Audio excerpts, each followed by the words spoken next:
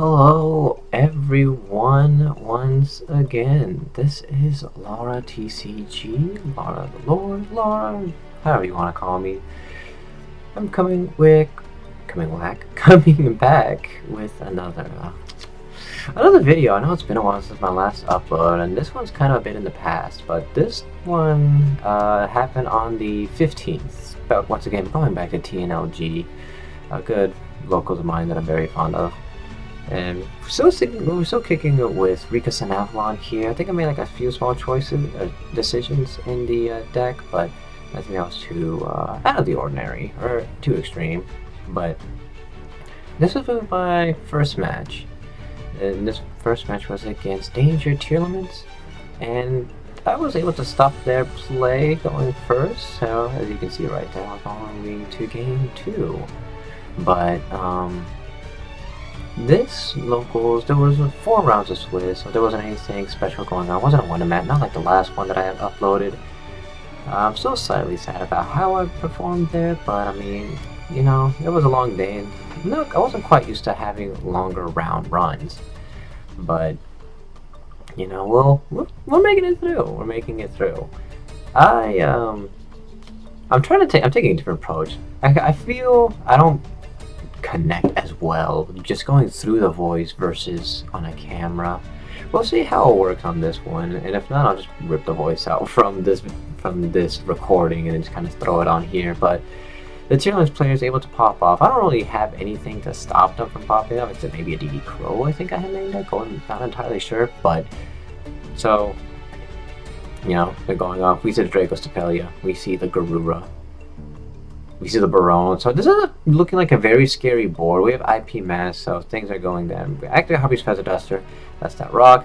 Summon Premium. So I'm just thinking, how do I out this? So I activate Rika Cone. Lets me search to grab Glamour, set Glamour, and then I use Glamour to tribute the Barone for cost so that I can get this to pop off. Now I needed all of this to go through, and this was entirely because my opponent was unfamiliar with Cone and unfamiliar with the deck entirely. So I anticipate they were expecting a bigger play here, and they wanted to save that negate for something. So because of that, I was able to hold that against them. Now they're kind of getting everything going off again. Their big summons, they got Hotness, Fusions, everything going around. So I'm activating Triple Tactics here. What do I do with the Triple Tactics? I think I chose to draw 2. Oh no, I changed up Hyperion. Yeah, I did choose to draw 2. But that was actually a very good top deck right there from the Triple Tactics. It was that 1-for-1, because then it's just, you do dry searches. And then we go into this thing. Now I'm like, I'm just gonna not interact with that. I'll do what I have to do to not interact. So as we can see, I'm avoiding it so much like the plague, because I know exactly what's going to happen. I'm not trying to let the Zero Boros pop off the way they want me to.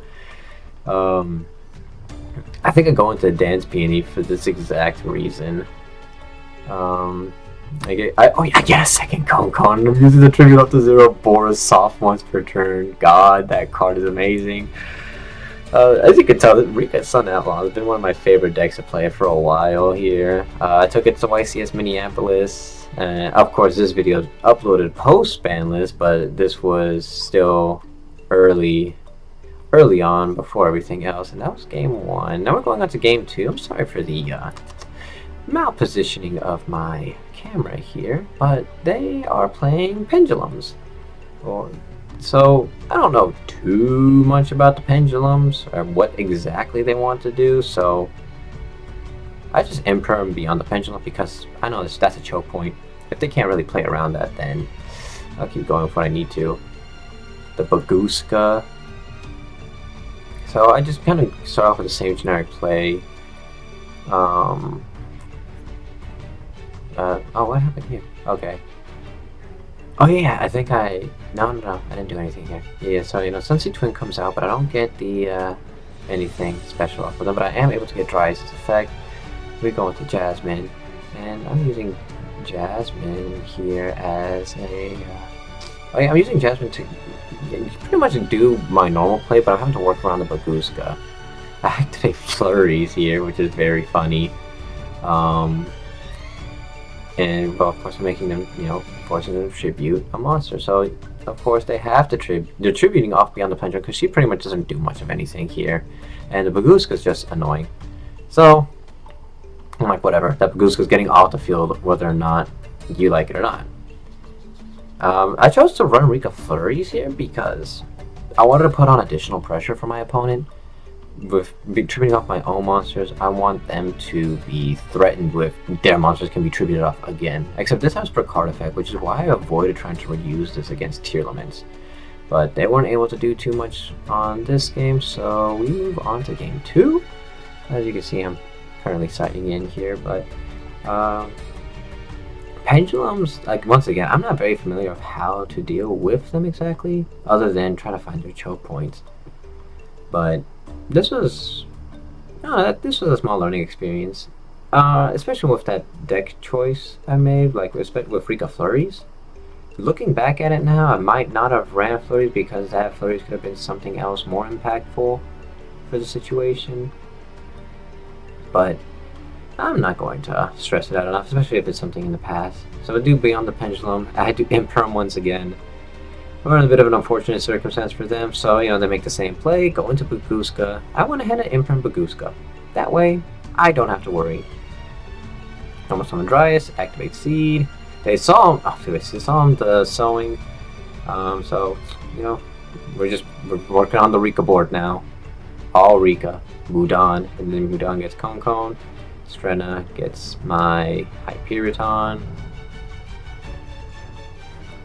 And then I think I did that chain link backwards because normally it's Mudan 1 then Strenna 2. I think I did Strenna 1, Mudan 2. I don't know why. I mean, I wasn't really worried about any negates, but we get Hyperiton, we have Konkon, we have Monster and Spell Negate. I have Sheet set. I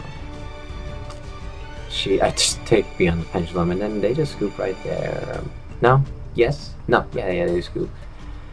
And I just kind of explain things. That's one thing that a lot of people... Oh god, this one. This part of the video was against Runic Sprite. Now, YCS Minneapolis, I had to deal with Runic Sprite a lot. So, they had Vanity's Fiend here. I knew that I can't special summon, so I needed them to make a mistake, which I had Rika Sheet set here, and they made that one mistake. I tributed off one monster, took the other, tributed that off normally. Love to do that for Mudan, and I'm just popping off. I'm just trying to do as much as I can without them doing anything. So you can see I already had some cards banished because I kind of hit the record button a little late here, I believe. But I'm doing what I can. Hyperiton comes out, use Konkon, chain Konkon, the shebang, the deal. We got Rika Flurries, which in hindsight was not a very useful choice here. But we're doing what we can. I had another topic before I saw this, and it kind of made me forget what it was. But actually playing against Runic was one of my fears going into this, because I wasn't sure exactly how I was going to deal with them, with my cards getting banished, and then what I was going to do about that. I think at this time I was running Imperial Iron Wall in my side deck to prevent that, because I wasn't actually familiar with their effects. But I mean, now I know to run Droll and Lockbird, because Droll and Lockbird does a lot more. However, if they do all the quick plays that they can during the draw phase, then Droll and Lockbird is kind of a dead card in hand. But outside of that, it does really well against, because they do a lot of adding from deck to hand through their effects. Now you can see they're starting first. You see the Sprite starter. They get Hugin. They're going more with the Runic patches. Runic package. So I'm not necessarily worried about anything he has right now. I get my Dryas Compose, but that's fine. I already had Twin in hand. Going to Dryas, going to Healer. I don't know why I went this routing. I think, yeah, why did I do this routing? I should have just gone to Dryas again. I don't know. I'm quite confused. Oh! Freaking Forbidden Spell! That they hit my Konkon with that, and I just thought that was funny because my you locked me out of using Konkon for the rest of the duel, which is hilarious. So we're kind of this little slow play here because I think they activated Mystic Mine. I don't know if it was this turn or the next turn to activate Mine, so it was a bit of a situation. Just trying to do like a normal combo here because they don't have a field, so I can at least hit them. But yeah, so just being decked out by Runics was the one thing I had. Hyperion was a spell negate, and they didn't really have much for me. So this was the last duel here for the round, because it was the pendulum. Yeah, this is the last one, and it's against Branded Despia. Now, I've played Branded Despia before.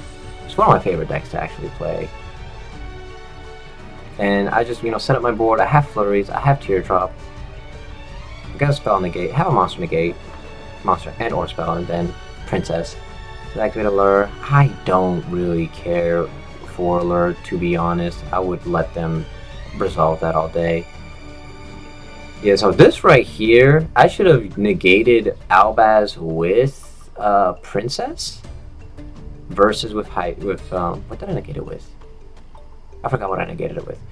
And they were able to fuse it off, to which I should not have. I don't know. It was a weird situation. But I learned my lesson on this one, and I realized he has that option available to him. He can Super Poly, and so I need to get Alphas off the field so he doesn't use my board, and then we'll go from there. So I'm able to pop off once again. I out his Albion. He can't really do much with the Albion. Say hi to the camera, Shermy. He can't really do much with the Albion. Albion's gone. I think I didn't take any damage. And Strenna's a great card. Strenna brings back Hyperion, and I just swing. We go to game 2. Just get everything cleaned up. Now, both of these, I don't know why. I'll go ahead and spoil it a little bit. This game ran down really close to time. So close to the fact that I thought I was going to that I was not going to be able to get a game 3. I was actually worried about losing, and you'll see here in a minute why. So they start off first, Allure. They get the Tragedy, so they never punished.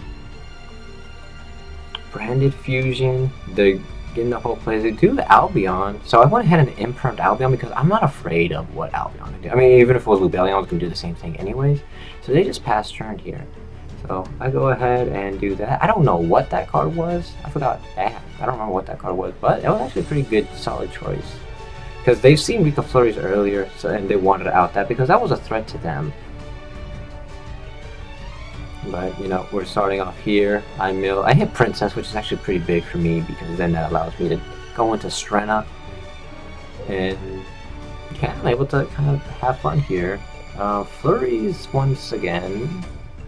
Tribute off Strenna for Glamour. Then we get the Hyperion, the Mudan search for the Concon. We're in business. That's all I gotta say. We are in business. We got Teardrop. We got Hyperion. I hit, and I'm just swinging. No Dark World? No, this is damage. Yeah. So he's sitting here thinking what to do here, and this is when I quickly learned what my lesson was from the last one, from when he normal summoned Albaz.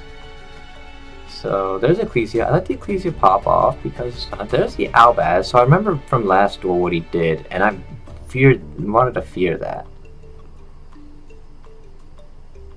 So then he actually Poly. I'm thinking that's all he has, so he has nothing. But then I remember actually I don't remember, he summoned Alibur and got Branded Fusion. And then that's where I realized I should have waited for Hyperion to negate.